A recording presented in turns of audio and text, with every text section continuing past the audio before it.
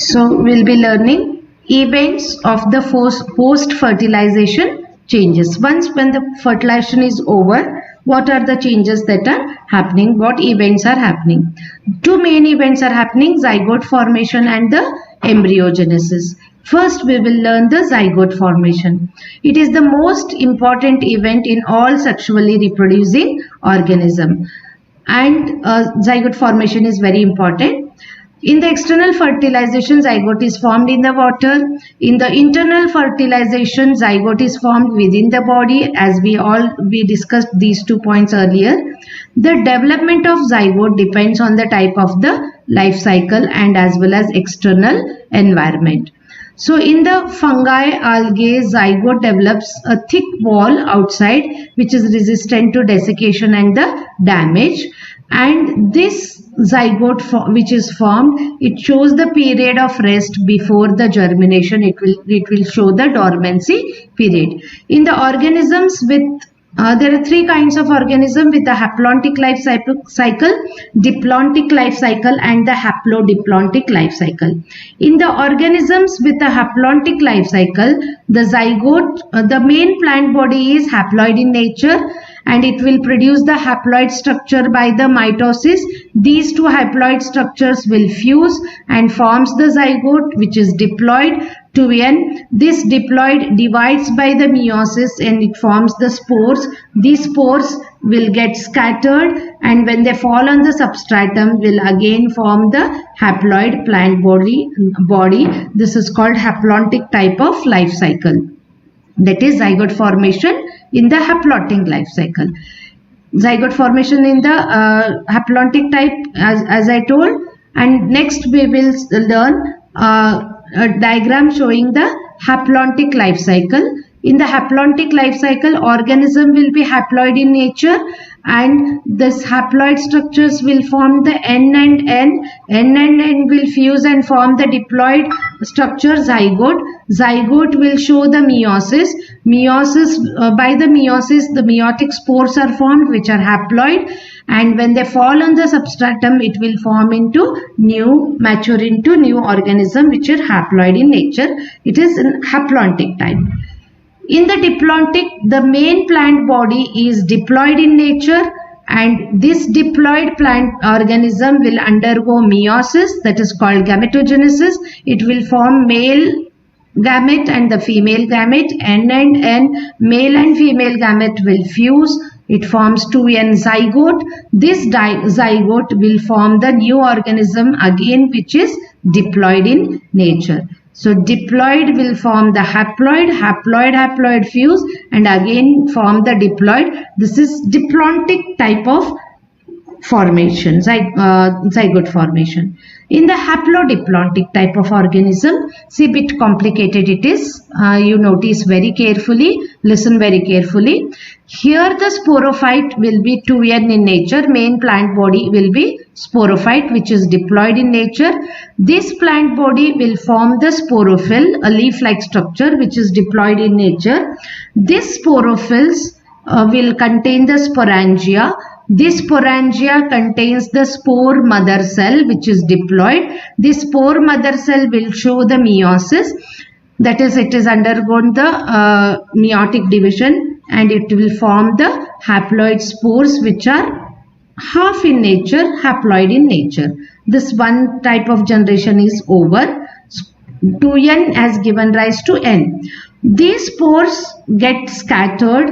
When they fall on the substratum, they will produce the gametophyte, which is independent and photosynthetic in nature. This gametophyte will produce the female structure archegonia with the egg, and male structure anthrozoid with the sperms. This anthrozoid and the egg will fuse and form the new organism which is diploid in nature, and thus the again diploidity is restored. See, you notice one thing, this phase is diploid in nature, so much space before undergoing is diploid. Diploid will give rise to haploid structure. These 2 haploids fuse and forms the diploid structure. This is called haplo and diplontic, that is haplodiplontic life cycle. Here sporophyte and the gametophyte, they are separate and independent. So these are haplodiplontic. Three we learned: haplontic type, diplontic type and haplodiplontic type. One important, very important point you have to notice, that zygote is the link for the continuity of the species, generation after the generation. So a link is needed for the continuity, and that zygote is providing the link for continuity of the species, generation after generation. One more very important point, all the sexually reproducing organisms, including the human beings, they begin their life cycle as a single-celled zygote. Every organism will begin its life, whether it is a small organism or the big organism, it will start its life cycle as a single-celled zygote.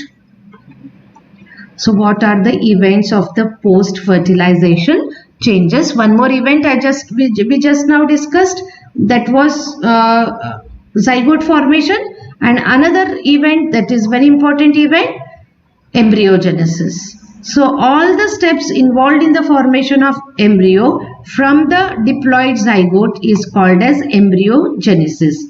The diploid zygote, which is 2n, it will show the mitotic division and forms the undifferentiated mass called as embryo. This formation of embryo is called as embryogenesis. So what are the steps involved in the embryogenesis? The zygote that is formed, which is diploid in nature, it will undergo mitosis, and after formation, after mitosis, it will form the mass of cell, which is called as embryo. This mass of cell will show cell differentiation, certain modifications, specialized tissue formation and the organ formation, thus forming the new organism. All these sequential events are called as embryogenesis. Now, classification of the embryogenesis based on whether zygote development is inside or outside the female body. Whether they lay fertilized egg or the unfertilized egg, or they give birth to young ones directly. There are two types of organisms. The two types of embryogenesis, oviparous type of embryogenesis and viviparous type of embryogenesis. In the oviparous type of embryogenesis, the fertilized eggs are covered by the calcareous shell. That is the shell made up of calcium carbonate. The egg will be covered by the embryo will be covered by the calcareous shell. And after incubation, this shell hatches, that is the egg hatches, and young one will come out. So reptiles and birds are showing the oviparous type of embryogenesis. In the viviparous type of embryogenesis, the zygote forms the young one within the female body, and after some time the young ones are delivered outside. They give birth to young one directly. Trick to remember, ova is called as egg. So therefore egg layers are called oviparous. Young one layers, that is viviparous organisms. Embryogenesis, oviparous and viviparous type. One neat point, because of the proper embryonic care and the protection, the chances of survival of the young ones is greater in the viviparous animals. Young ones that are produced will be stronger and their survival chances will be more. So nature prefers the vivipary rather than the ovipary. So in the flowering plants, zygote, which is formed within the ovule after the fertilization, the accessory structures like sepal, petals and one necessary structure, that is stamens, they all fall off, and only the ova, that is ovary, and the ovule will be surviving. But in the tomato and brinjal, the sepals remain attached to the pistil, which remains attached to the plant. So as you know, after the fertilization, after the post-fertilization event, zygote is converted.